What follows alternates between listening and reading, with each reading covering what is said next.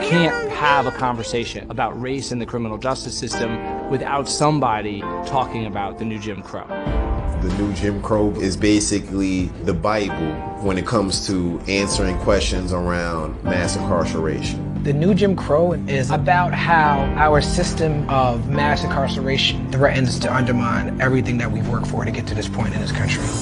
If you think of the whole 200 years this nation's been in existence, we've incarcerated more people in the last 20 years than we did for the entire history of the United States. About reading the new Jim Crow, Michelle Alexander approached it initially from a skeptical point of view. And she started it by saying that she was someone who didn't believe that the prison industrial complex could be compared to slavery.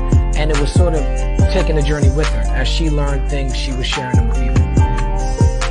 The new Jim Crow makes the argument that our criminal justice system, especially the war on drugs component of it, has become a new system of racial caste subordination that operates very much like the old system of Jim Crow. Well, it's called the new Jim Crow because slavery is something that powered the South. And when that ended, they struggled to quickly find ways to maintain that system, but do it in a legal way. And the Jim Crow system was the best thing they came up with. It was a way to get people to still be indentured servants. You bust them on minor offenses or things that are really trivial, and they're now in debt. And in order to pay off this debt, they now have to work on your farm, and they are working at wages that don't allow them to ever work off this debt. So there was actually a report written for the Nixon administration when he was running to say, listen, we have to demonize these people. We have to make it look like black people and these people in their cities are the problem. And that is our clear path to winning these elections. So that which should be a public health concern has now become a criminal justice concern because there is a policy decision, in my view, that certain people are disposable. The convict label is a huge issue, and I think it's really one of the signal contributions of the book, is the way in which Michelle is able to focus on that and really kind of describe some of the just sort of powerful ways in which you are permanently stigmatized. It's called in the criminal justice system collateral consequences, but really we could think of it as lifetime punishment because that's in so many cases what it is. They've made it impossible for people to rehabilitate when they come out of prison. The system is designed to break you and designed to make you feel like you're not a part of the society. You can't get a job because there's the boxes that you have to check. Have you ever been convicted of a crime? And we've added to the number of categories, housing and jobs. We've made it harder in both of those areas as well. Once you're labeled as a felon, you're barred from public housing, barred from public assistance, meaning welfare, and you're excluded from specific grants or loans for college. Oh, why would you send these convicts to college? Because maybe they'll come out and join the workforce, right? Maybe there'll be an actual skill that people can use. So now, no housing, no vote, no job. And what we are asking you to do, supposedly, is to reintegrate into society. But we're making it close to impossible for you to succeed in that task. And that, to me, is one of the just most profound injustices. Madam President, we have predators on our streets that society has, in fact, in part because of its neglect, created. Again, it does not mean because we created them that we somehow forgive them or do not take them out of society to protect my family and yours from them. They are beyond the pale, many of those people. Another thing about how perspectives change over time.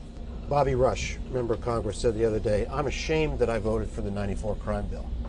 You ashamed of that bill? Not at all. And in fact, I drafted the bill, as you remember. I know that. And by the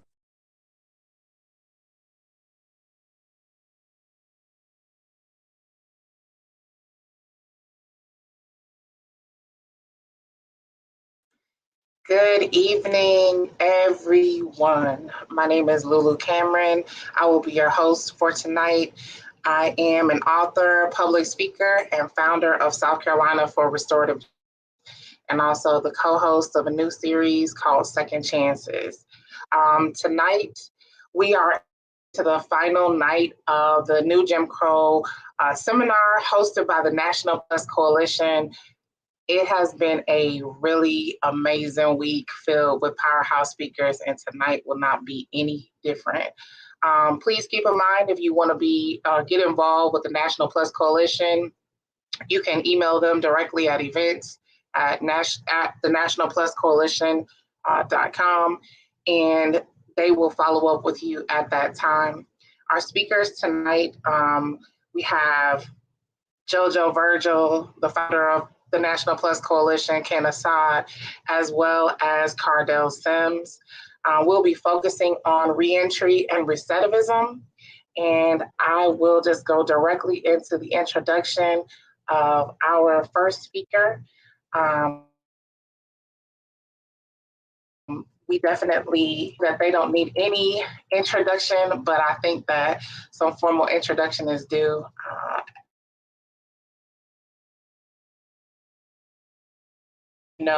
For them and the work that they're doing in the communities to help heal some of the most broken places that we have in the United States of America as it relates to mass incarceration and the ramifications of the socioeconomic injustices.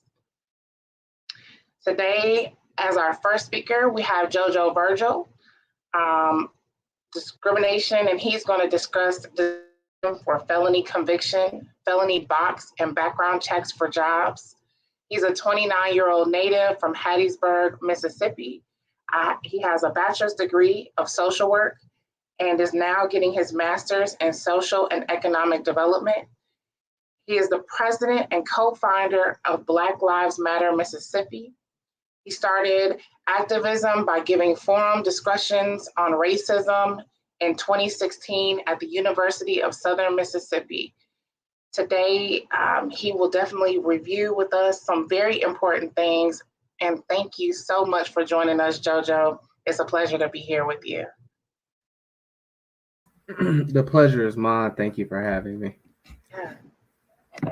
It is definitely mine. Well, without, like you said, without further ado, I'm definitely glad to be here. But of course, once again, we're meeting under circumstances in which we shouldn't have to meet under, Right. to fight for, basic, decent human rights, and the lives of all people, but especially Black and brown women and children, men and women. So definitely, I know in the introduction, it states I'm a social work major, which is kind of typically the most people, when they think social work, they think, oh, okay, yeah, you're going to take people's kids away. But this was pretty much like the leeway into me becoming who I am today and finding my path as an activist. And a lot of what I do is deeply rooted into social work, which is advocating, teaching, and helping people advocate for themselves. And it also taught me how to advocate for myself as well. So, definitely talking about, permanent discrimination for felony conviction, as social work, that's where, it took me some time to really learn what a lot of, the inner conflict was, in our society with the prison system. And throughout the week, it's been discussed as well. A lot of that, especially due to the new Jim Crow event. And I agree, we're also in a new civil rights era as well. But definitely talking about the permanent discrimination, when we look at this, for felony convictions, first thing I think about is spanning the box, right? But then we also think about disenfranchisement crimes that, once they have those who are formally or recently convicted, they serve their time and they get out. They're within the state of Mississippi, there are 22 crimes that prohibit you from voting, right? And then a lot of times these people, of course, it's permanent. It leads due to that action, it's permanent discrimination. But here's a part in the kicker into what leads into a lot of that permanent discrimination is the fact that when people have served their time, even if they have been convicted of a crime that is not considered one of the 22 disenfranchised crimes on the list, they are unaware of the fact that they can vote. And that leads to another factor of permanent discrimination, let alone the voter suppression within that itself. So, and looking at the fact that when we talk about, we did for before Black Lives Matter, you know, a few colleagues and I would go through Mississippi attending rallies, and we went to one in Macomb a few years back, actually a year and a half back, and it was once again pertaining to the issue of reforming the prison system, and listening to those former inmates discuss and talk about basically what they had dealt with in Parchment and what they were dealing with outside of Parchment. And I think that was a huge eye opener for me, because it became very certain that, you know, and we all know this, the best people to know these things are those who go through them. And going through and listening to someone who has been railroad through the system, it teaches a lot about the system itself, what to know, what you don't know, what you think you know, to what we need to know. But leaning, you know, just to really get into that a little bit more, I definitely think within our organization as Black Lives Matter, I don't know if I went off. Okay. Definitely within an organization, this is something that we fight for, and a lot of people, of course, like National Plus, fight for, to make sure that we understand the steps that lead to permanent discrimination and statistical discrimination as well for felony convictions. Because once again, when we talk about, we discuss banning the box, you know, the discrimination for when they have served their time, they go, these men and women try to get jobs. They're able to get jobs because employers are looking for, you know, criminal background records checked to see what this person has or what they have not done, even if it is or if it isn't suitable to the job description and job detail. And it's really difficult, like looking at this and working with people to help them gain employment after they have served their time. It's, you see how that plays a huge factor into the oppression of the community that especially Black and brown people deal with. And being that we also look at the recidivism rate, and let alone in Mississippi, the recidivism rate is 33%. So when we talk about that permanent discrimination factor within there, we also have to look at the fact that how often are these people going back to jail because, or going back, being reincarcerated because they're trying to do something that is hindering them from becoming successful and self-sufficient individuals. And that is a huge problem that is not addressed adequately within our policies and in our state, and also with our government, let alone local, state, and federal. So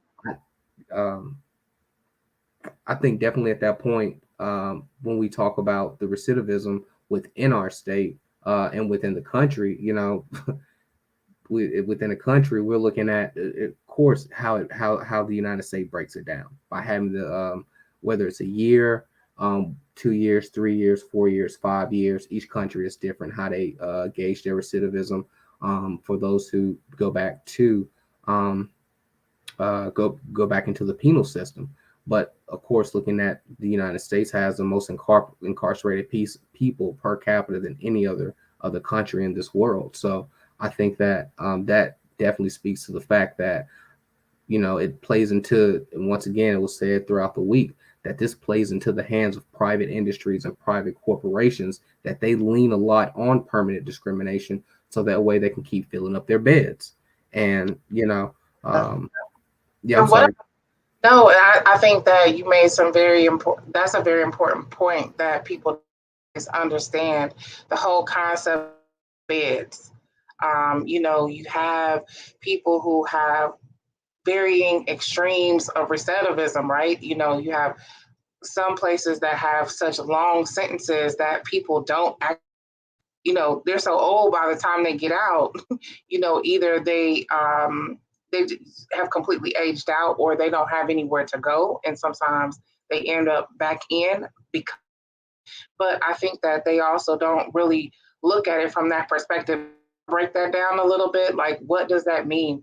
Trying to fill up your beds. Like, what does that look like in a community that's impacted by that type of thought mind process? Yeah. Can you repeat that last part you cut out at the end for me? You said fill the beds Sorry. and what? So yeah. So what does that mean in a community? As far as the recidivism rates versus large organizations or the profit behind filling beds. Mm, Yo, yeah, definitely. No, okay. So, and once again, it all ties into economic development. You see, Mm-hmm. so when we talk about, because these beds in the prison systems are being filled, but the beds at home are empty, right? Leaving typically a single parent to take care of a family and themselves without any assistance, when it takes like we say, a village to raise a community. I mean, a village to raise a child, community, vice versa. But definitely filling the beds within the corporate systems and core civic specifically, right? So that way, because a lot of these places depend on a lot of governmental grants and funds, and use a lot of, excuse me, I hate using the word prison. I dislike using the word prison, but using a lot of enslavement labor, if you will, because prison is just another word for slavery, enslavement. That's all it is. So they're using the labor and cheap labor at that to fill their beds and even convict lease, and sending men and women across countries, even different states. I mean, countries, in which they have grounds in to house the inmates. So filling these beds takes away from the improvements that need to be done in the community, and not only takes away from the community itself, but it takes away from that person and that individual. Because once again, once these beds are filled, we're looking at Mississippi, the by far one of the worst states that has a penal system, worst state that has a penal system that is ran between Parchment, Tallahatchie, Tutwiler, and the rest of the 21 other facilities within the state. And by that, virtuously, we're losing people in the community, but these CEOs of Core Civic, these CEOs of even different colleges depend on the labor. Harvard is one of them, one of the biggest colleges that depends on prison labor for certain things. Food. These schools and places that get foods, they come from these prisons. They depend on, that's what it means. The beds are there to supply that engine that keeps oppression running through mass incarceration and taking away from the lives of people who are living in poverty, abject poverty at that, let alone low income. So, yeah, I mean, that's how I see it. Yeah. I just wanted you to kind of elaborate on that a little bit, just because a lot of times people are not always aware of how funding is used to further incarcerate populations of people who are not knowledgeable about the process, right? They're just completely unaware that,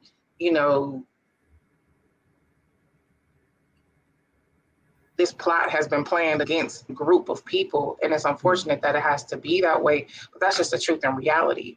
And so, and especially known when you see judges and prosecutors getting sentenced to time because they have chosen to off of the lives of human beings in order to fill their prisons and have little money ploys that kind of go along with that. So that's, it's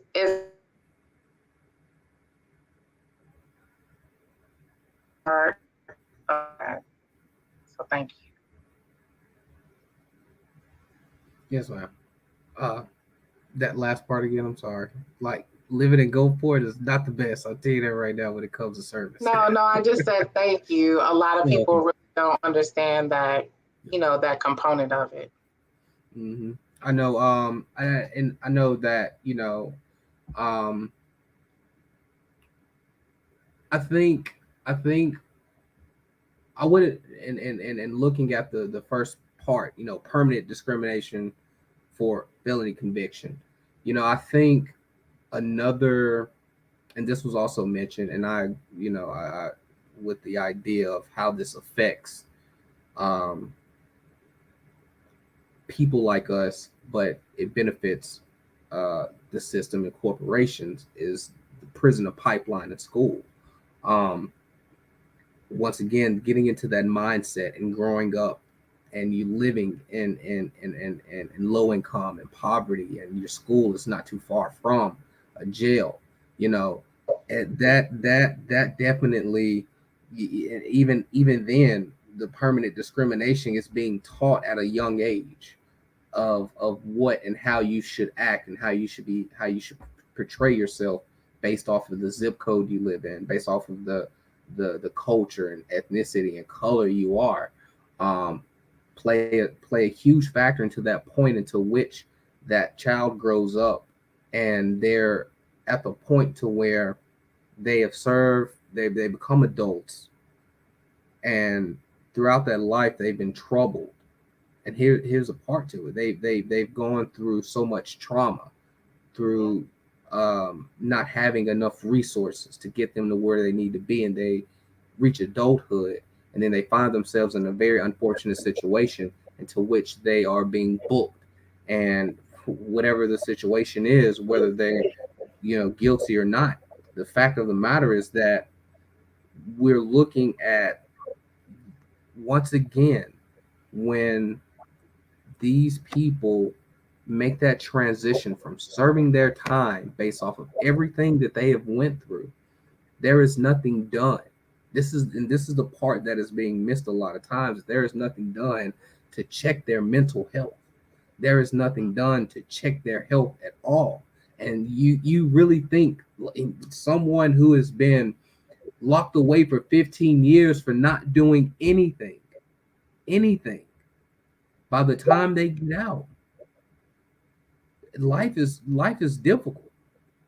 We're talking about looking for sources of employment, looking for somewhere to stay, looking for possibly trying to get an education, to do the things that they need to do so they won't go back to what they've done. And this is the part when filling up those beds takes away from the community. No one is in the community to help build where it should have been built, to build the youth, to take care of the elderly, to give beautification to where that person has once grown up and lived. By the time this person goes back to their community, like we said, we're looking at high recidivism rates because there is nothing there to help them transition from being from once being formally incarcerated to being a free person, to express that freedom of where they once were to where they're not now. So we're missing a lot from assessment, looking at to assess a human being, an individual, everything that they've gone through, to what they're doing now, to what they need to do to become successful, is totally missed, and it's purposely done. So that way, when it's purposely done, these people go right back. And when they go back, within 3 years, Mississippi has a statistic is that within 3 years there's a 33% recidivism rate within this state. Every state varies and different. There's almost with a 10% margin between each state except Alaska, who has 60 something, and Florida that has 25% recidivism, which is surprising because it's Florida. But nonetheless, looking at this, when these people, when they go back, you're a first offender, second offender, third offender, and you're going back to inhumane conditions, Parchment. You're going back to places in which no one, we were talking about health, you're barely, these prison systems are not adequately funding healthcare services like they need. And they think just because that they are in prison. I'm sorry, go ahead. Healthcare or rehabilitation. Exactly. And I'm about. Yeah, you think about the timeline of someone's incarceration, right? So let's say someone is a troubled youth, right? For whatever reason, family reasons, everyone doesn't come out with a silver spoon in their mouth, nor do they have a strong support system. So you look at a person's circumstance that sometimes tips them in being an offender for one reason or another, for survival, or just whatever it could be, just extreme violence exposure, what have you. The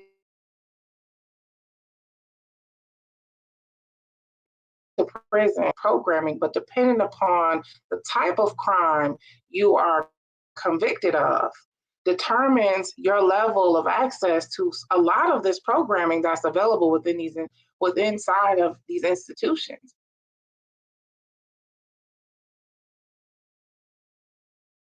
If we look, those are the types of offenses that lack the ability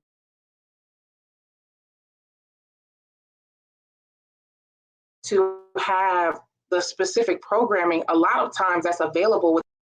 And so with that being said, you can serve 20, 5, 10, 15, 20 plus years in prison, never having had an opportunity to rehabilitate yourself from the problem that put you there in the first place. And then you are released back into society, still filled with all of the things. And thank God, right, that there are a lot of people behind the wall who have turn their trials into triumph and really walk the path of redemption because they sought it for themselves.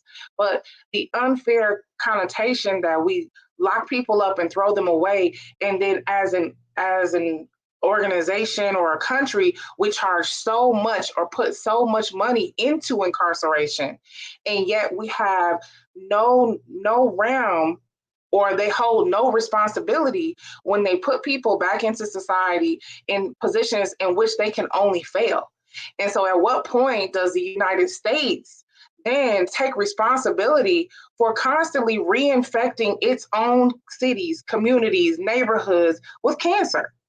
Because they are the ones that should be responsible, because yes, okay, a person commits a crime. And in many places, and I'm big on the healing and restorative practices, meaning restoring people back into society, restoring people back into their families, restoring people back into their communities. And so with that being said, if you're going to charge all of this money, and then you're going to tax the families, and you're going to break down generations and generations of people, and yet you still feel as though you have no accountability. And every single time they talk about someone who is incarcerated or a previous offender, someone who has been released, there's no level of redemption that allows them to equally and fairly enter into society with a fair chance. They always got to be fighting to get their head above water unless they have an amazing support. That's not everybody's story. And so for me, country to fall to the wayside than to just help a group of marginalized people. And that doesn't make any freaking sense to me, especially if we're supposed to be the best of the best. But I digress. Let me yield. Look, best of the best at what though? So, I agree, because at some point we're gonna have to talk. Exactly. We're gonna have to talk preventative measures at some point, because even still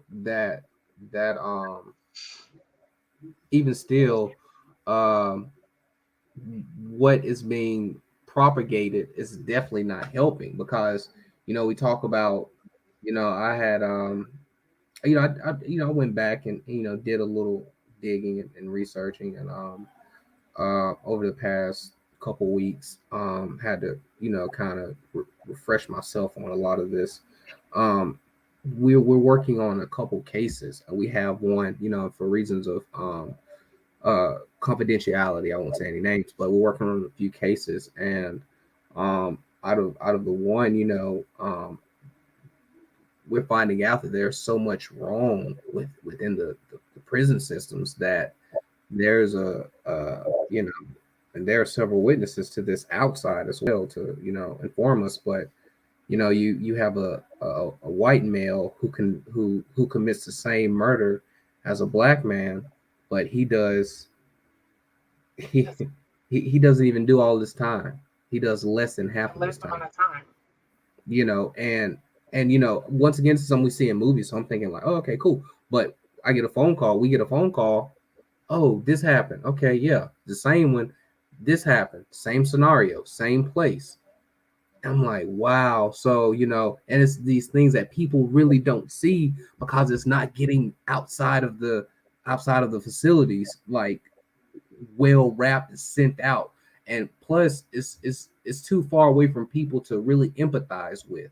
And it because to some it's just become like a normal thing. Like, okay, you do something wrong, you go to jail, whatever. But I definitely believe in preventative measures that should be taken with that part of rehabilitation, and for that for those who were formerly convicted. And I agree with you completely. And I think that the biggest part for me is that if, as a country, we can at least start to admit the wrongs that were initiated here on our land, that brought us to this place. And you want us to always, move beyond the past and get over it and let it go. And in essence, give people or the country a chance.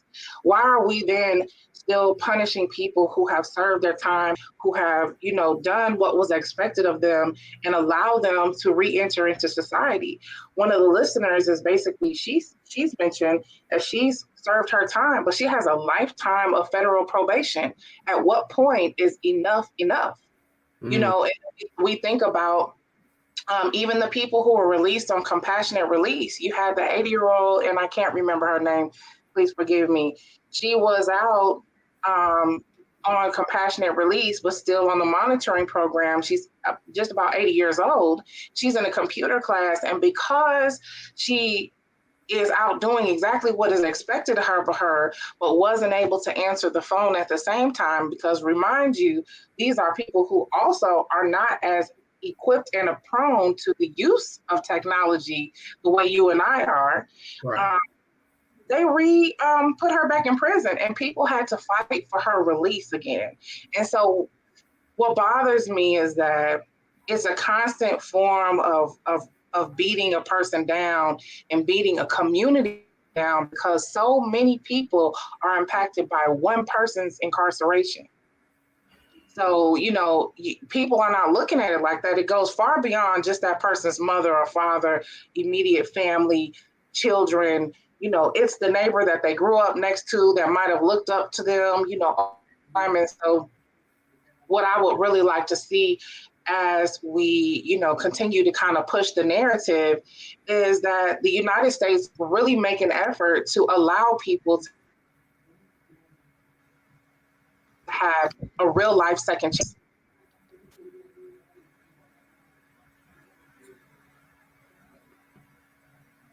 That's kind of hard for me to tell. But you can go ahead. Oh goodness, I'm sorry. I heard real life second chance, and that was a point of mine that I had made is, do we actually believe in second chances? Because when it we loop back around to the same topic once again, we go to banning the box, which ban the boxes. Mississippi and 12 other states are the only states who haven't formally agreed on implementing a policy such as this, even though they said it went into effect July the 1st of this year.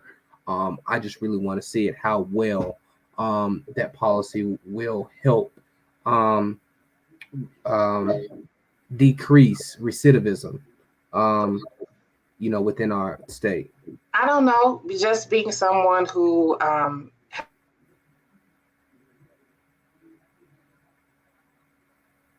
resourcing and actually looking at an actual application before I'm determining if there's a person that I'm going to contact, it all comes up in their background.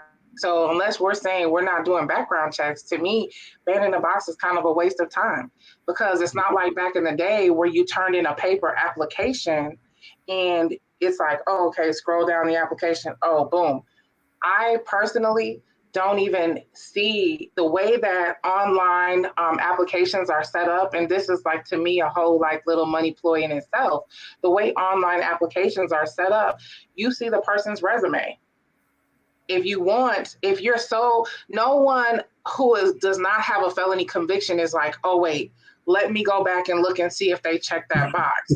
It all comes back to, oh, hi, Mr. Jojo. I want to offer you a position. Let me get my people with you so that we can conduct your background. And then that crime was 30, 40 years ago. If it still comes up, it's an opportunity for me to discriminate upon you. You know what I mean? Like, I have people, who have had things brought against them and then they were reduced. But in the same, like, and they weren't even charged with the crime, but it's showing on their record. And so when employers go to hire them, they're like, I don't know about this one. So to me, banning the boxes, and I don't mean to knock anyone's efforts who have been out to get the box, but as someone who works in human resources, you don't see the box in the first place anymore unless you're actually looking for it. Oh, look, you telling me something. Because yeah,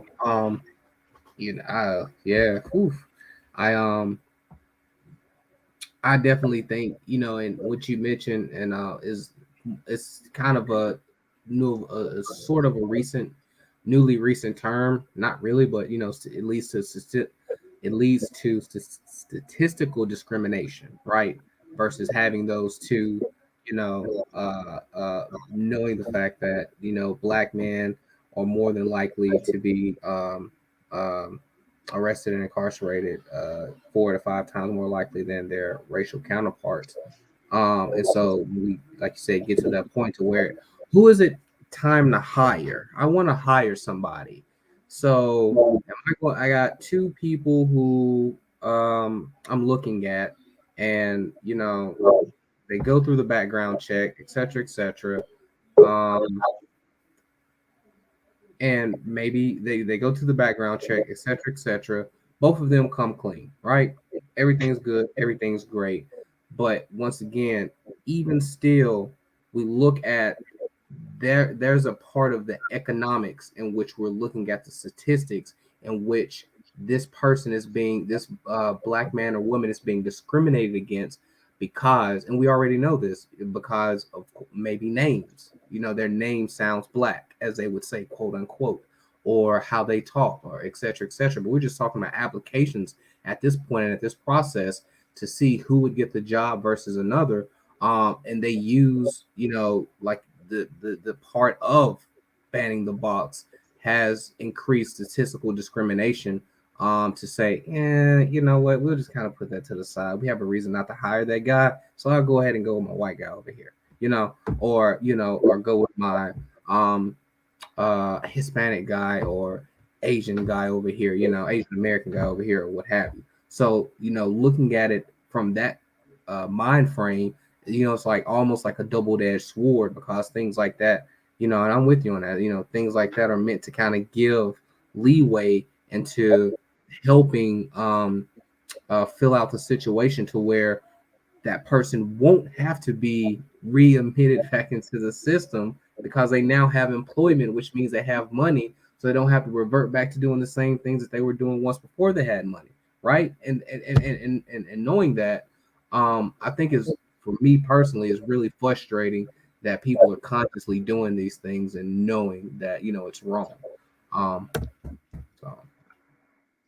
Well, and I agree with you, and I thank you for imparting your wisdom with us tonight. It's been a pleasure speaking with you. And I know that you and I, we probably could go on and on with the dialogue, but it's been great. And I thank you for being here. And we'll have you back at the end of the show to kind of go ahead and follow up with some of the questions and answers. Okay? Thanks, Jojo. All right. Thank you all. Let's see. Let me introduce to you our next speaker. Our next speaker is the founder of the National Plus Coalition, Khent Assad. He is going to discuss poverty, housing, discrimination, and homelessness.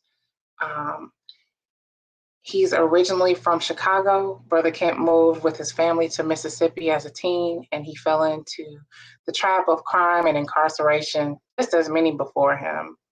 During his incarceration, he decided to better himself with education and knowledge. After the murder while in the Mississippi Department of Corrections, Khent decided he wanted to do more, and he founded the National Plus Coalition and began organizing, strategizing, and structuring a force on the outside and inside. He dedicates his days to the cause and the organization and mentoring young brothers within the system. He believes if we want change, it will come with our youth. So we must encourage them and teach them to do better. Khent teaches that plus is a mentality. Anyone can be plus, even if you are not a member, because plus simply stands for Positive Leaders United in Solidarity. Thank you for joining us today, Khent. And without further peace and blessings, sis. I hope everybody is doing well tonight. I'm doing well. At this last minute, got a call to speak upon poverty, homelessness, and what's the third one? I forgot what the third one is. But basically, when they got the call.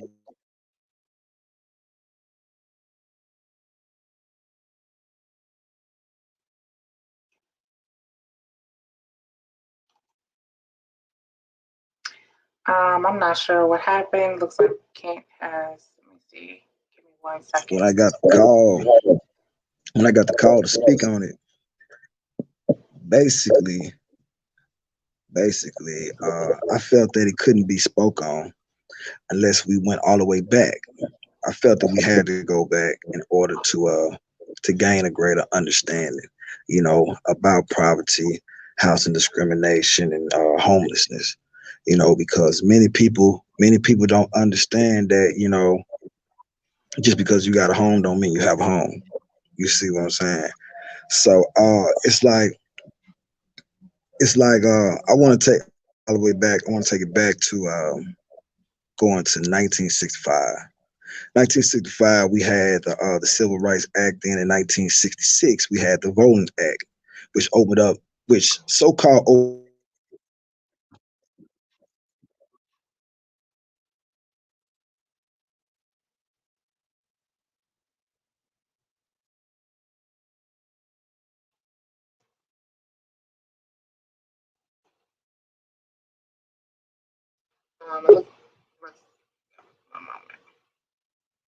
equality, so-called equality.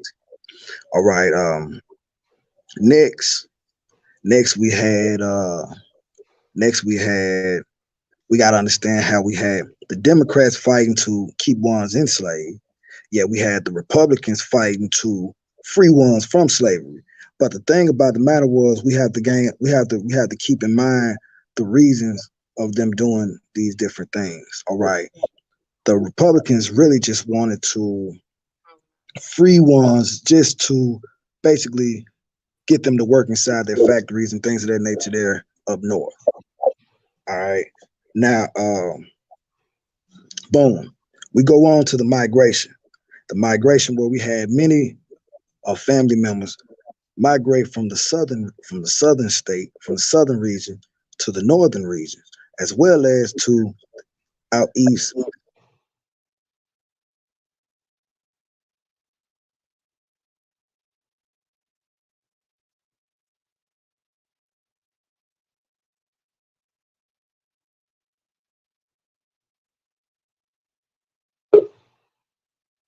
Yeah, the technical difficulties. But yeah, from out east to out west.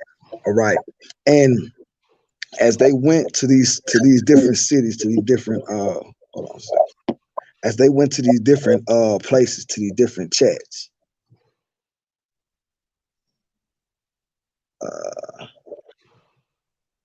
Am I breaking up too bad, sis? I can't. Please go ahead. We can hear you now. I can't hear you either.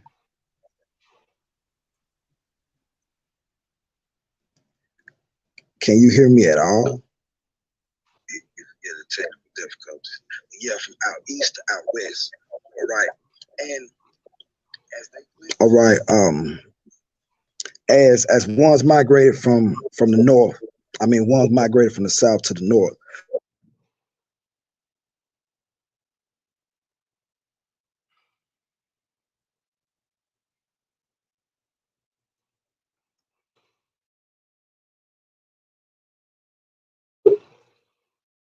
All right. As they went to these big cities, the crime rate really climbed. The crime rate went to many different places, to many different areas. You see what I'm saying? Okay, as the crime rate climbed, the government sought out to basically gain control in some kind of way of these basically the blacks that they had finally freed and gave all of these rights to. Okay, so what they did was, as I call it, was just another form of segregation, which I call it, which called gentrification. All right, gentrification was a means of basically taking. I'm gonna just say it like this: building ghettos. That's what they did. They built ghettos. They separated the whites from the blacks by raising prices in certain areas where they knew that ones couldn't, those of dark skin complexion, black and brown brothers and sisters wasn't able to basically pay, the rent and the cost of living, which forced them into smaller ghettos and things of that nature there, which made poverty like what it is. You see what I'm saying? Okay. After what they did with this, after they separated the black and the brown from the whites, what they did was they start implementing these COINTELPRO type of things. COINTELPRO, as we learned earlier through the week, we learned it was a measurement in which the federal government began to, how can I say it, just knock our leaders off one by one. All right. As they knocked our leaders off one by one, it kind of leaves it leaves us black people kind of discombobulated because our leaders are finally they're getting taken away from us. Okay, and this was in the late 60s, all right, to the early 70s, on all the way to almost the 80s. You see what I'm saying? Because by the time all of our leaders was gone, this is when they basically came with the drugs, with the what's the woman name? Nancy Reagan in the Reagan administration with the drug, with the y'all remember it, what it was, just say no, and the crack epidemic was just so high. The crack epidemic was so high, and it implemented a whole different culture, that once our leadership was gone, it kind of discombobulated us. You see what I'm saying? So, and once they discombobulated us and confused us, they were able to basically just do what they wanted to do with us, as the brothers and sisters had explained early on this week. Okay, with the next thing, once they did that with the COINTELPRO, okay, we had Go to my notes, everybody. Go to my notes. Once we had the COINTELPRO, you know, it left a culture. It left a culture of, as many people call it, a lot of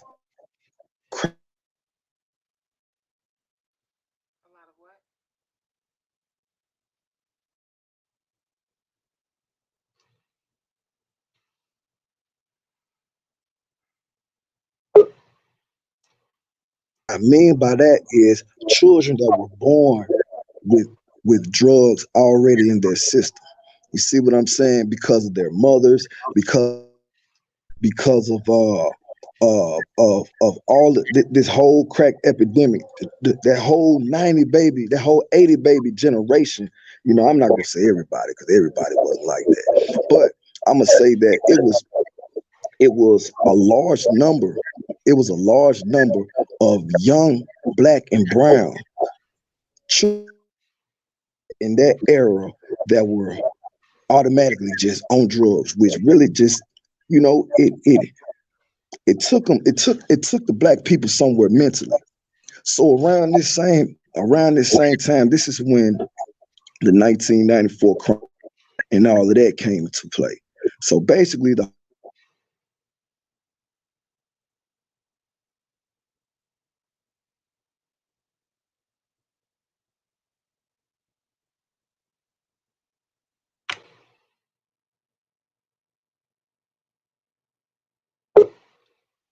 so basically the whole thing was to make the black the black people look as if it was a problem. Once they make it look as if it was a problem, that's when they implemented the bill. And it was kind of justified by the actions. It was justified by the way ones had it looking. You see what I'm saying? And what many people don't speak about, and I'm gonna bring it back to what I was saying about the homelessness and the poverty, is after all of this went down in 94, they came right back in 96 with the Personal Responsibility and Work Opportunity Act, which was a welfare thing. All right.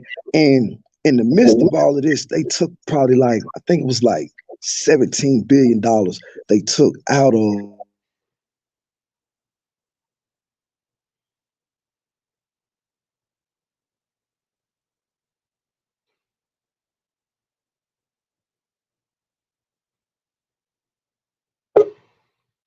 like $17 billion in which they took out of the welfare system and start putting these things into the prison system. Whereas this is when they start shutting down. I don't know how many of y'all are from big cities and whatnot. With me being from the city of Chicago, you know, they start tearing down a lot of projects. All right, they start tearing down a lot of projects and they start kicking people out of public housing due to the simple fact they had felonies and different things of that nature there. So it was like, if you that's being kicked out of their home just for having felonies, in a lot of them had no education. A lot of them was going through so much of stress from their from what they had inherited, you know, to the point where where else is they to go? So within the prison system, with these guys being homeless, this is, it pushes those black brothers and sisters, mostly men, to do whatever it was needed to basically to survive, which a lot of times resulted in them,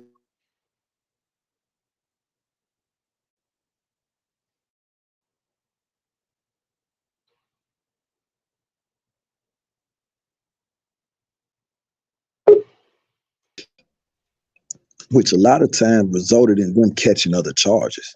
You see what I'm saying? All right. So it was like they tearing down projects, but they're building prisons. They take $17 billion out of the welfare system, but they put $18 billion within the prison system, going from 2 to 3 state prisons in every state to almost 10 to 15 privately funded prisons in every state. You see what I'm saying? Making it almost 20 prisons in almost every state.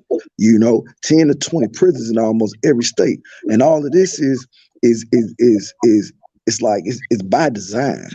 It's by design. So it's like when guys do their time, it's like if they're if they're on a plantation where the plantation know their wealth and know their wealth is in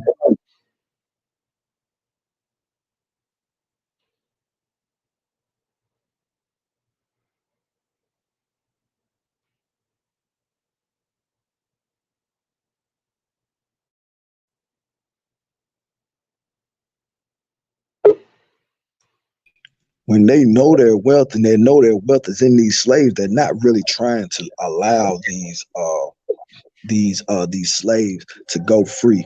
So it's like they do the same thing inside the prison walls in which they did in the world. They separate the leaders by calling them whatever they call them. Then they drop more drugs into the system. They drop more drugs into it to discombobulate the guys even more. You see what I'm saying? So by the time they get out, they already coming in with mental mental issues. You see, by the time they get out, they depressed, going through paranoia, different. They're messed up. So by the time they get out, and these mental issues them even harder, what could they possibly do? Where could they possibly go? Without if you have a young man such as I've seen many of them, 17, 18 years old, come in with 20, 30 years, get out when he's 40 years old or something like that, young, uneducated. By the time he get out, he's old and uneducated. What is he to do when he get out there in the world? A lot of time that leaves them homeless. If you already don't have family, a lot of family, it's many people out there that just don't put up with a lot of the strife coming from somebody that then did 10, 15, 20 years inside these walls. It's a lot of people that just, and it's sad to say that, but it is what it is. So when guys get out, it's more easy for them to become homeless. It's easy for them to go places and not be able to put these applications in, become depressed, and before you know it, they're back on drugs. Before you know it, they're back.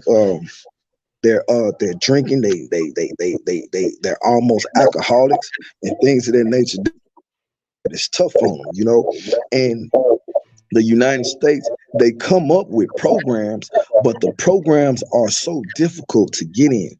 The programs are so it's like I talked to a sister not too long ago, and probably about a month or so ago, and she was telling me how it's a program that will help, but by the time you go through all of the red tape, you ain't got no help. You see, so it's like in order to speak about housing discrimination and things of that nature there, you must first gain the understanding that even if you have a home, you don't have a home inside in this country here. That's just, that's just real, because at any point in time, they'll change something, or it's not even something that's actually just going on now. It could be something that once inherited. You feel what I'm saying? That will basically prevent you from taking things to your next level. And I just kneel right there, man. Let me see if I can hear my sister real quick. Let me see. Let me try to turn this thing up over here. Understanding that even if you have, where you at, Lulu? Here in this country, that's just that's just real. Hello. At any point in time, they change something, or it's not even. Hello. Just going on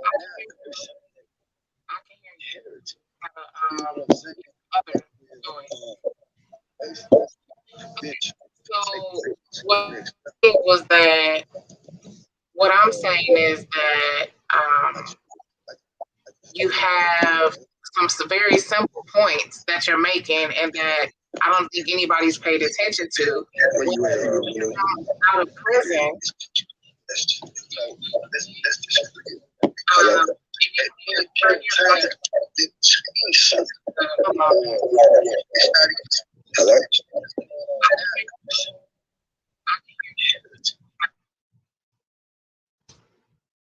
When people come out of prison, a lot of times they don't even have identification.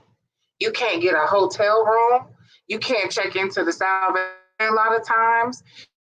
You most definitely, even if you have money, let's say there are a lot of people who, prisons will leave them with some money and or they throughout the time of incarceration, and now they're out and they have a check from the money that they worked and earned during their time of incarceration or the little money that is given to them.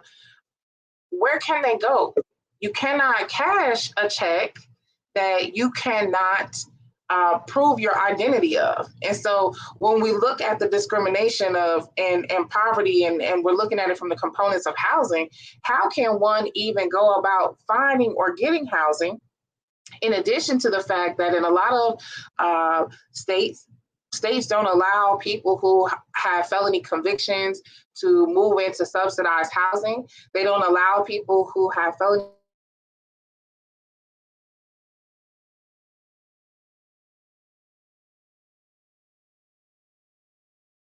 of time, and you don't have any family left that can take care of you or that can be there to be a support system, you are stuck, like Kent said. And then you look at it from the component of regentrification. Regentrification is still happening today.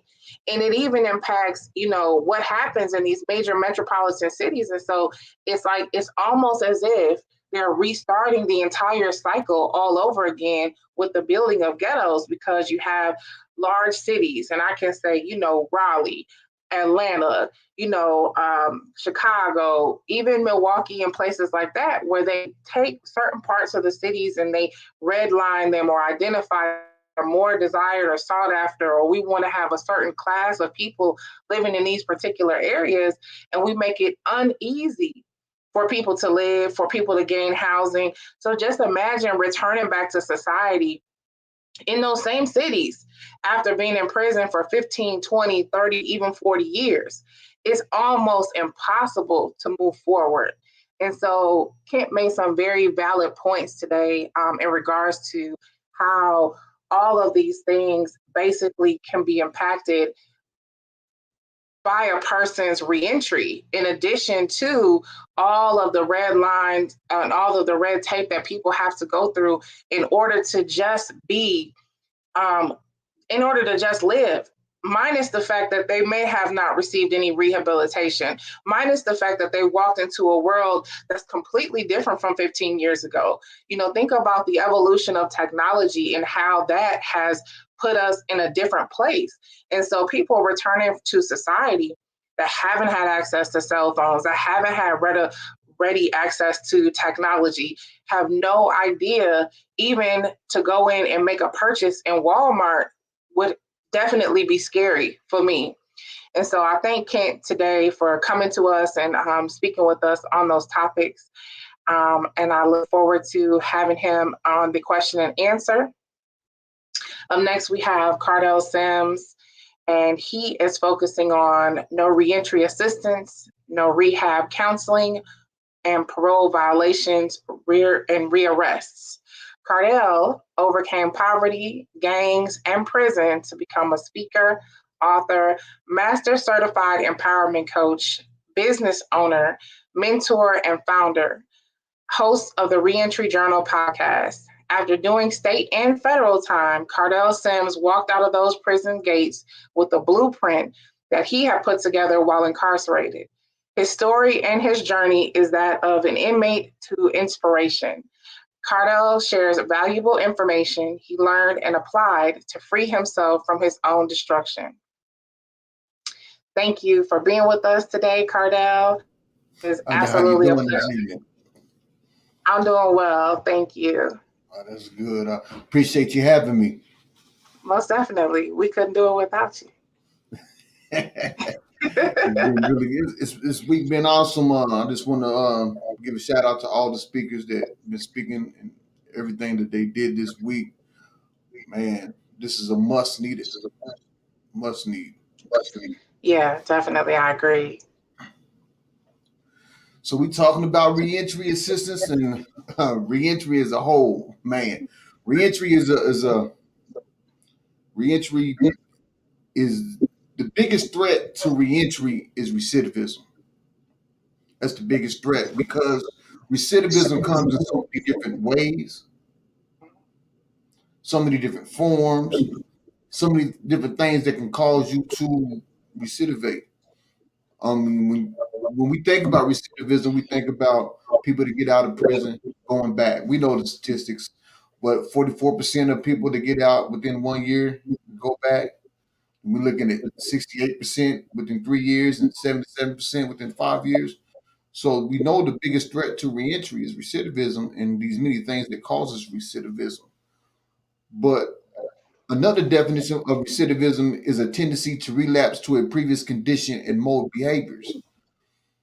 And lack of rehab, lack of counseling, uh, little things that can get your parole violated or your federal probation violated. For example, they can't get in touch with you because you in class. And so now, just because of that, we're going to take you back. These barriers that we face is no different than the same barriers that slaves faced once they was supposedly free. I don't like to say they was free, but we know how the story goes. I mean, it's the same thing. You getting out of prison, you getting released from slavery. So now there's a certain these tic tac laws, these tic tac codes that you have to maneuver through in order to keep your freedom. Right. And you're not giving. Ain't like you giving anything. You getting out of prison. You might get out of prison that or a state that might supply you with some money. That it's not enough money to really do anything with. You might be able to get you a sandwich and things in there, a couple of socks, something to that nature. So when you look at the comparison, it's really the same. And so now you're not mentally prepared for things that you're facing. If you haven't prepared yourself, prison didn't prepare you. Everybody that comes out and that has a strong transition and a successful reentry, they prepared themselves. They took the time while incarcerated to prepare themselves to deal with the mindset shift, to deal with any mental health issues that they had. They did this themselves because you don't have mental health counselors inside the prisons. You don't have that. You don't have mindset coaches inside the prison. They put you in there, you go for what you know. And when it's time for you to get out, I don't really wish you the best going out there. I hope to be back. I've seen many guards tell many inmates when I was locked up, "Oh, you'll be back." That's part of the plan. That's always been the plan. And so when you're dealing with reentry, to me, the biggest thing is the mental health. 64% of inmates have mental health problems, have mental health issues prior to going to prison. Now we're talking about prior to going to prison. So we can only imagine, you can only think about everything else that adds on to that, especially someone who does a long period of time in prison, 15, 20 years. You don't watch decades go by. You done seen stabbings, you done seen rapes, guards, abuse. You done seen each and everything so much while incarcerated that this is the norm. This is what it is. And this is what you adapted to, and this is what you accepted because of the environment that you're in. And you want to be able, you don't know the next day whether or not you're going to be walking out of prison. You might not come out. You might have walked in there, but you might not ever come out. You might not walk out of there. So these are another thing that dealing with reentry that you have as far as the mental health. Like my biggest thing with reentry is this. I can give you the house. I can give you the job. I can give you the transportation. I can give you these resources. But are you mentally able to handle these resources? Are you mentally able to take advantage of these resources? I'm in Missouri, and we probably got like 31 prisons. I work with people on probation and parole, and I was working with this probation officer. And the reason I say, are you mentally able to handle these? Because one section of Missouri, they have program that if you are high risk and actively using person that's getting out of prison, they help you with they give you a housing specialist, an employment specialist, peer support person, a caseworker. You see your PO weekly. You see your counselor weekly. You go 2 days a group a week. They help with housing. When I mean help with housing, they pay your first month rent and deposit, and they give you $500. All you got to do is come to your groups a week. You got to call the UA line every day, just in case your color pop up and you got to go take a UA. And the people still don't show up to groups. And the people that do show up to the groups and to the counseling sessions, they are entitled. They feel like they are owed that. So, but is it a problem though? I mean, you just listed off a lot of things that a person might have to do in a week's time. So if I don't have any money, to get to your group location, how do I get there? They give you $500 a week. So $500. Right. Well, okay. So $500 total or $500 a week? No, $500 total for that month. You get it for every month that you in the program. So you and I know, and I know what you're saying. I mean, because that sounds like, wow, you're really trying to set a person up. Some of these things I think should have been things that happen on the inside, right? All of this meeting per week. You know what I mean? You listed at least 3 things that a person needs to do every single week. To me, that just sounded like failure for me as a free person. You know what I mean? So, because I can barely commit to getting on 2 Zooms a week, and work my job, because now, mind you, let's say I'm a person who gets out and I find a little job to do, because $500 ain't going to take us far per month. I don't care what state it is. And so I'm going to say to myself, and so I'm missing meetings. Or I'm missing or having to get to see my PO. Now, as a person who hires people in the company that I work for is felony friendly. I have talked to a lot of POs that talk to me as if I am an incarcerated person. All I'm trying to do is give a previously or formerly incarcerated person a job. And so I think that while that sounded good, it sounded good initially, like we're going to give you all of these resources. It also doesn't add the component of life into that. Like, for real, I can't get to 3 meetings. I mean, okay, you're going to give me $500. One Uber ride or wherever can be $20+. Oh, no, they offer transportation as well. It's a whole list of things they offer. But the like you said, the point is a person getting out of prison and have to go through all that.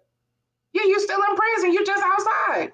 I know for a fact because when I got out, I didn't just go to prison 1 time or 2 times. I went to prison 4 or 5 times because every time I got out and they gave me something like this, I'm not going to do all that. No, I'm not getting ready to do all that. And I'm not. It doesn't even sound like it makes sense.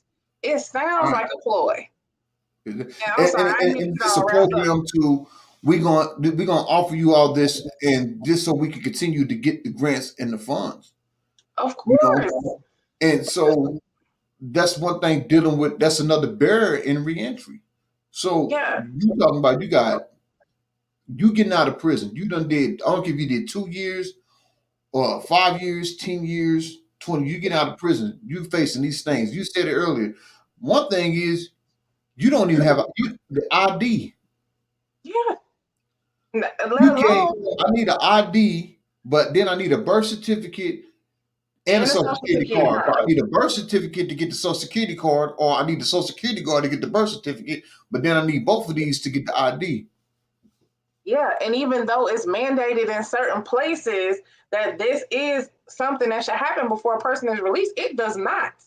I can tell you many of men and women who get out of the state of South Carolina and are just out there flailing in the wind, let alone be released during pandemic. You're released during pandemic, the DMV ain't even open. The DMV, the Social Security office, okay, then you got to go through the red tape to even get a birth certificate. Like, how do you get a birth certificate? Let's say both of your parents are dead and gone. Right. Because you served so much time. But there's And that's why it's important for those who get out of prison to connect with one of the biggest problems is they connecting you with people that don't understand where you coming from, what you've been through, and everything that you got to deal with. That's why it's important when you come out of prison to find them mentors or find people. I don't care how you got to go about it, but that has been in your shoes, that knows what you're about to go through, because reentry is, it's a word I'm looking for and I just can't think, but it's, man, like it's real. Yeah. Like it's real. Like when I say mindset and mental health, like it's not just to make sure that you're okay, it's to prepare you for everything that you are about to face in this reentry journey. I mean, all these no's that you're gonna hear, all these you said you hired felons, but what do you mean I didn't pass the background? I thought you was felon friendly. Oh yeah, we felon friendly, but then when you sign up, you get a job because of your background. Wait a minute, I thought you was felon friendly, but the felony has to be after so many years. They don't tell you that part. Not even that. Not that felony. We felon friendly, but not that felony. Yeah, I don't have, that's basically what they're telling you. So do you have to be to constantly deal with? You're not just dealing with that one time or two times. When you looking for jobs, you dealing with this all the time. No, yes. Your background, just like you said, the ban the box. Like with me, ban the box, it is pointless.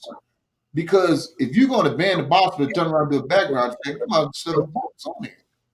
Yes, exactly. And then this speaks to a larger picture of the mental health ramifications that were never addressed prior to, during someone's incarceration, and even when getting out. I'm a very strong person, but when I'm slammed the door, when the door gets slammed in my face multiple times, not one time, two times, 10 times, 20 times, it could be way more than that because of a circumstance that's going to affect my mental health. That's going to affect my energy. That's going to affect my, even though I may have gotten out wanting to do and be the best person that I could potentially be, enough no's will take you out. If you are not mentally, and you don't have a backup plan or strong support system. And so what would you say? Because I think, mental health, and mental health and counseling to me is one of the key things that's necessary that I see lacking in a lot of places as far as reentry is concerned. What would you say some of your, if you could put them in order, what do you think as someone who has returned to society, what are in chronological order for those people who may not even be thinking things that they need to be prepared to overcome as far as reentry is concerned because of all the blocks put against you? Right. Number one is just being told no. That's the first one. Like if you have to overcome, that's the main barrier. You have to prepare yourself. Like, oh man, it's gonna be no's. The second barrier would be employment skills. Do you understand what I mean? Like we want, like employment, and I guess employment skills, because a lot of times we get out with no job skills or no employment skills, and so we are put in position where we have to take a job because we want a job. So we don't heard all these no's. So as soon as the job comes, we get it, but we really don't have the skills to deal with the people at the workplace. Coming out of prison, going into a workplace where you come out of prison environment where the code is you don't tell and none of that, but you go into a workplace, let's say you do something wrong, one of your coworkers go tell on you, how you going to handle that situation? You see what I'm saying? This is you trying to make your best to make a transition in reentry from being a criminal to being a civilian. And how do you interact with your coworker? Positive socialization. So even outside the employment barrier, now you're looking at health barriers, mental health, and physical health. Think about how many people get out of prison that have physical health problems as well. Yeah, most definitely. I think that all things that we need to take into consideration. This as a human body of people, as well as those who I hear a lot of guys, they're worried about what outfit they're gonna wear when they get out and what that is, and I'm just like, you need to be worried about so many other things, and if you don't have access to technology, you need to be asking people to send you books that's going to put you on a game or a game plan, or either figure out what it takes to personal subcontractor and places and things that you can do. But definitely, the social component of things is major because being incarcerated, you're moving in the realm where you really can't trust anybody. You're in prison. And so, yes, you might find some brothers or some sisters along the way that you can kind of gel and vibe with. But at the end of the day, you don't have that same social factor that's expected of you in society.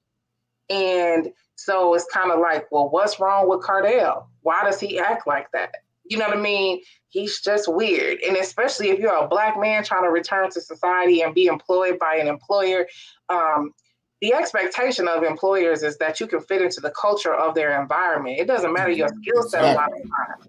And so with that piece being missing, in a lot of cases for a lot of people, I know a lot of people who get out of prison and they have a social anxiety. Even walking into a busy Walmart is problematic for them. And so these are real life things that, we all need to be thinking about and paying attention to those people who are really in this work to actually be a help instead of to be a receiver of grants. Right. Because that grant money has got people all messed up. It's not about how many marginalized people you save from their circumstance. It's about how well you can dress your story up so that I can give you XYZ grant so that you can continue to move in the realm and tell people that you're rehabilitating. A lot of these people with these nonprofit organizations and these organizations that focus on reentry are no better than these Department of Corrections or these Bureau of Prisons, because it's not about the people, it's about the money. And at some point, we have to turn and try to be a resource to the people. And once you do good, good comes back to you. However and whatever you believe. I've seen it. I'm a walking example of that. But people don't understand the roadblocks that people have to overcome in order to reenter into society, and how can I say it, like the paths that are set up for people to fail. And just thankfully, there are people like you. We got, Ed Hennings, Lester Youngs, and, other people who I see out here doing a lot of great reentry work, Centuria Freeman, just people who are committed to the work because they understand the struggle of it. And there's just not enough of those people to go around. And so, that's just my point. And I don't know if you want to make any other points, but this is. And that's the great point. Like, we need more people in the field doing the work, doing the genuine work, and not looking for the check, not looking for the grants all the time and things of that nature, because people don't realize, unless you're a convicted felon, unless you're coming out of prison, you don't really realize the nature of all the barriers that you exactly face. Like, it's bigger than housing, transportation, and the jobs. It's bigger than that. A lot of people think that when you think reentry and barriers, they just think housing, employment, and transportation, and it's really bigger than that. And then, like, you're talking about parole violations, getting violated for anything. I've been violated for association before. The association with another convicted felon standing in the neighborhood. I've been violated and sent back. I just had a friend that his parole stipulation says he can drink. Like in Missouri, they say you can't drink, you can drink, but you can't drink excessively. Or if it doesn't say none of that, that means you can drink. His PO comes to his house and he was having a drink and he got violated. Mind you, outside of having a drink, he works 12-hour shifts. He got out and he was going to school for animation, video animations. That's all he did. That's all he did. But just that one thing. She came over and he was having a drink and he got sent back. And just little things like that. You shouldn't have to worry about them things. Right, you shouldn't have to go back to prison because you had a drink. It's exactly a problem. But I get off of work and I have a drink. Sometimes it's stressful, you know. But at the end of the day, you shouldn't have to go back to prison. You know, having a drink is not worthy of prison or all of these tax dollars that go into a person being incarcerated because of technical violations while you're on parole. And so that's a much bigger issue than people are really ready and willing to address. But I thank you for speaking with me today, sharing your knowledge with us. I'm going to go ahead and bring Jojo back on the line so that we can do some question and answer. I'm not sure if Brother Kent was able to rejoin us. And then we can kind of like knock it out that way, because I think we probably all, me personally, I have a heart for the incarcerated because I have a loved one who is incarcerated, who has worked tirelessly to walk a path of redemption. And so it's very frustrating when you see and or hear people who have made a mistake at a very early or young age, and they've walked a path that one would think that they need to walk in order to be redeemed and given an opportunity. And then they are awakened with the rude awakening of the real world when they come out, because things ain't like they used to be.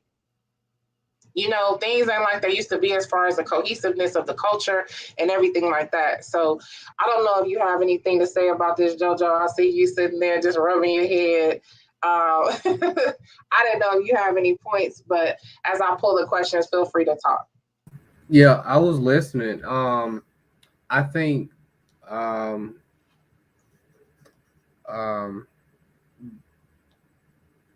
points Mr. Kardell ever point, no pun intended, but your points were point on. But one thing that as I grow older and become more pro-Black, and I find myself in the realm of social work, we talk about a lot of programs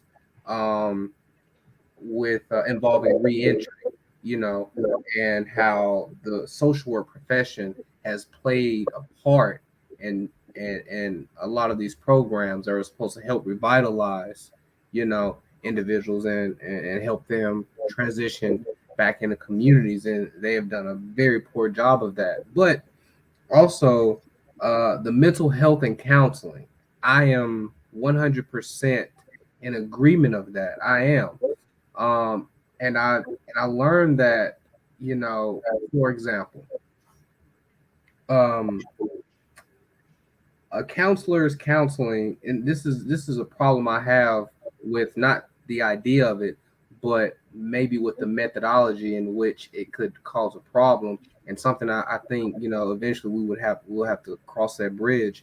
But you have a counselor who or a mental health therapist who is helping someone who has never been to prison.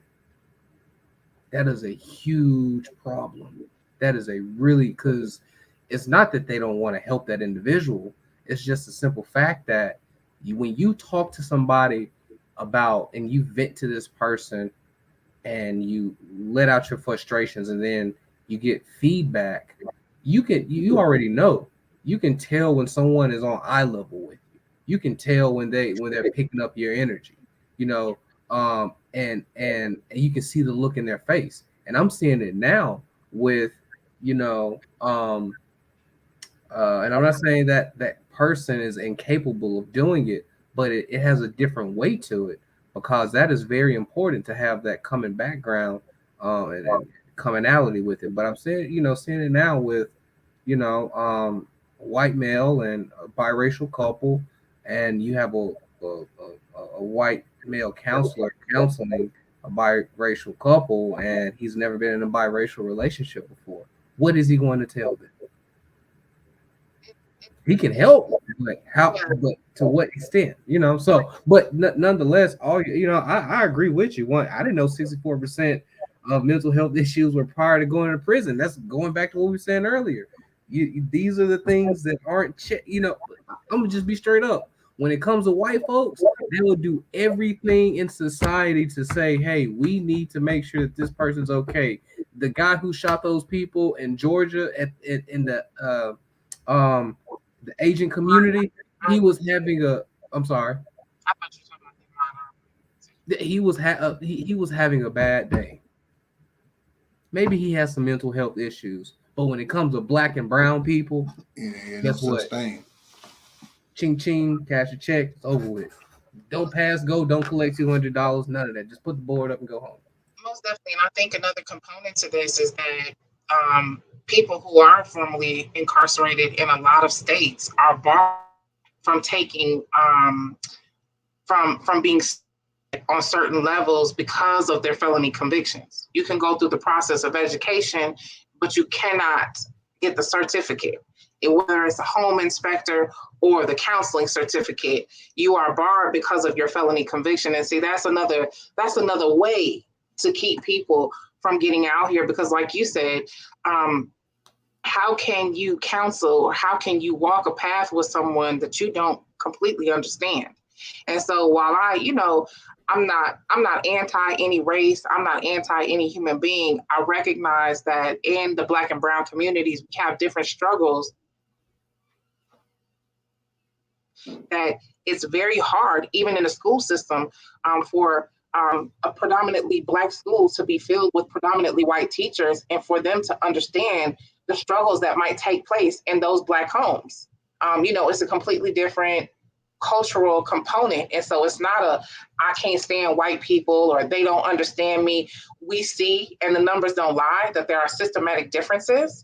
And when we're looking to speak to how we resolve our problems, it becomes a little complicated if such a vast majority of us have felony convictions or have been previously incarcerated or have things that prevent them from being certified and considered the subject matter experts as something that they may be more well-versed in than someone with a PhD, because of the way that we continue to oppress people once they've gone through a system that is more than, the large majority made up of black and brown people.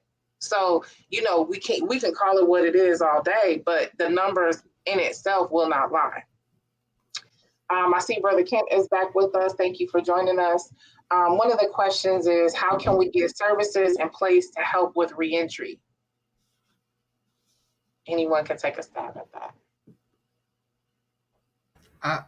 I think a big majority of that, because we got to see where the money's coming from, because someone eventually is going to have to pay for it, if I'm understanding correctly. I'm sorry, what was that, brother? I don't think anybody said anything. Oh, okay. Yeah. I think a lot of that goes into oversight, because it goes back to what you were saying. Like, are the because this, I agree with you all on this. That it takes a strong-hearted individual to really do this and not be concerned about the money and the check, because lives are at stake. But definitely, yeah. What was that? I said, but everybody does have to eat. Oh yeah, they do. Yeah, they have to eat. Someone got to make the sandwiches and make the burgers. Yeah. I think we got to eat and pay for them. I think a good part of looking at reentry is to understand. It goes back to community for me. Restorative justice. Because if you have your community in tip top shape, you go to where you need to go to, because a lot of these things we talk about are what we lack in our community, and we can't find what we need where we come from, so we try to go somewhere else and get it where we don't belong, and we get picked up and picked out and picked up. Oversight, strict oversight, and just really, I mean, people doing the right thing to make sure that these programs should run how they should run. There are some programs that are successful, but at the same time, you know, for those that are successful, they're more failing than the ones that are. But I just think it really just goes back to the community, because we come back to our community, then we wouldn't have to really depend on more outside assistance for someone who doesn't understand or know who we are, where we're from. Kardell, do you have any feedback on that? I agree. What Jojo said. That's really what it boils down to with building a strong community. Whether the community is outside of prison or is with some people that's blessed to be able to go back inside of prisons with programs that have been incarcerated, so they know exactly what it takes. One of my mentors, Andre Norman, he has a program called the Academy of Hope, and the community is so strong that those that have get out that has been through his program has a strong chance into being able to surround himself with mentors. Because to me, if we don't have the mental health counselors and we can't become them, you have to have the mentors. Them going to be your them going to be your counselors per se. So you have a community of mentors, and then when you're able to, go back in and serve and help out as well, then you get that opportunity to do that as well. I mean, it's all about the funds, as we said, but it's all about what are you going to do with the funds. Like we could have programs that can help you get your ID or things. So when you walk out the door, you have these things, and so that's one less barrier that you have to worry about facing. Good answer. The next question that I have says, what are some things for people who are currently incarcerated? Like, how can they build their community if they know, that they have to basically look at it from the perspective of building their own community because they don't have one? You know what I mean? Like, how do you do that from prison? What are some of the recommendations that you Kardell specifically might have? Or you necessarily talking about like building a community for the outside? Yeah, like how? Yeah, I would. You have to sit back and do like an inventory of exactly the people that you're looking to build a community with. And determine your relationship with them. Will it be a healthy relationship? Is it an unhealthy relationship? You have to really pinpoint them down to know exactly who you're going to be surrounding yourself with, and the community you're going into. If you're going back home, think about the positive people, the positive places in that community that you can Right. become a part of and do some service for. Right. So what does that look like? Let's say, I'm incarcerated at the age of 17 years old.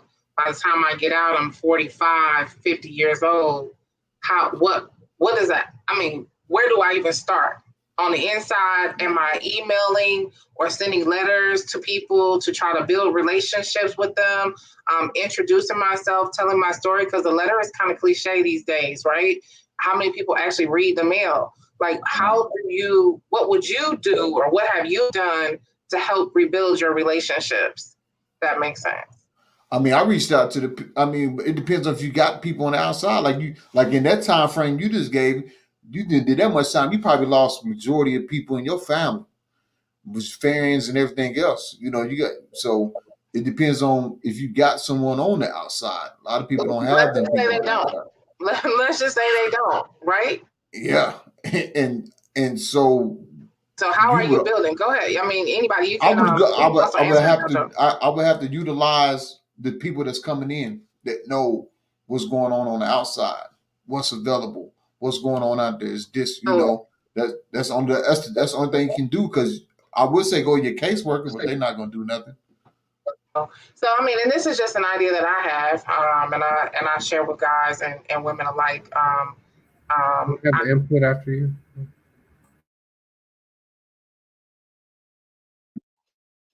Go ahead. I'm sorry, Jojo. Were you going to say something? I don't know if y'all can hear me. It's kind of froze, but Uh, yeah. Real quick, I just want to say, I think a good part of that comes in asking the questions of, like when you look at something and you try to, figure something out, just really, just at some point in time, individual have to use critical thinking skills and ask themselves, what don't I know and what do I need to know? Right. And then I think, and something that I encourage people to do, and one of the mentors that works in the state of South Carolina has encouraged, start building relationships by identifying places that you want to insert yourself. So if you know that when you get out, you want to be a part of the mosque, or you want to be a part of a different religious affiliation, or if you want to be a volunteer for people who do this type of work, reach out to them. Those are the people that are going to be most receptive to your circumstances anyways. And if it's just like, hey, I'm incarcerated, and I start reaching out to you, Kardell Simms, I'm sending you a letter to say, hey, my name is Lulu Cameron, I've been in prison for 45 years, and this is a little bit about my story. The first time you get it, you might be like, oh, okay, what is this? This is kind of weird, right? But then if you continue to receive it and or receive the request for relationship, it's like you have the process to begin building and allowing people to know who you are, because there are a lot of people who have done a lot of work on the inside, and they need to start developing those relationships on the outside, because you see like people who were really big in programming and really big in being a part of the incarcerated community's redemption walk, but when they get out, they're struggling, and they're working at IHOP, and they're working at Waffle House, and they're no one. When in prison, they have become the model of citizen, the model inmate, for lack of better terms, right? And so I think that you need to start identifying and seeing yourself where you want to be. Oh, I want to work for Cory Booker, sending Cory Booker a letter. I mean, it may take a few times, right? Because you got an abnormal circumstance, but I do believe that it's possible. Look how many people still meet people online. You know what I mean? Like, that's the way of the world now. And so even though you might have to put it down on a pen and paper in order to initiate that relationship initially a few times, I think that people need to really hone in while they're incarcerated and find people of interest, because a lot of people don't have people. I'm free and I don't have a whole lot of folks. You know what I'm saying? And so I've had to say, wow, I really would like to be around women who are like this, and identify myself with those women, and then reach out and try to build those relationships from the inside. Then once you get out, it's like, hey, can we sit down and have a cup of coffee? It'll be really nice to talk with you, and just start to try to build from there. All right. I see Kent is with us. Kent, did you have any feedback on anything? I'm not sure if he can hear us. I don't see many other questions. Did anybody have any closing comments? I know that's right. In racist mass incarceration. Yes, sir. Stand with prisoners. Most definitely. Well, I thank both you, Jojo, Kent, and Kardell for being here today. It's been absolutely a pleasure. Definitely look forward to supporting your works and your efforts in the future. Please let us know how and if we can do that. If you also want to let people know how they can get in touch with you, that would be awesome. And continue the works that you do. Yes. Thanks a lot for having me on as a guest. I really appreciate it. If anybody want to contact me, just go to KardellSimms.com. Kardell Simms on all social media accounts. I think I'm the only. I might not be the only one, but I think I might pop up first. Yeah. All right, Kardell and Jojo, how can we connect with you? Pony Express. No, no. You can just reach out to us. Black Lives Matter Mississippi, Facebook, and Be Lives Matter for Twitter, and also Black Lives Matter Mississippi.org.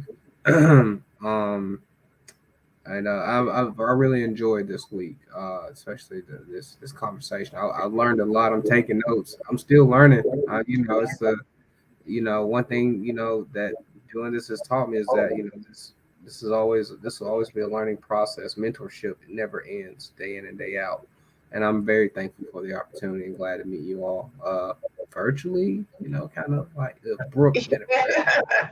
Yeah, definitely. I agree. And can't kind of still popping in and out here. Let me see if I can. Did you have anything you wanted to share with us as we wrap up, or you want to close it out? Brooke, go ahead. I'm sorry, I think he's having technical difficulties. So on behalf of the National Plus Coalition, again, I want to thank you, Lulu. You have did an amazing job this week. Thank you for taking the time out of your personal life to do this.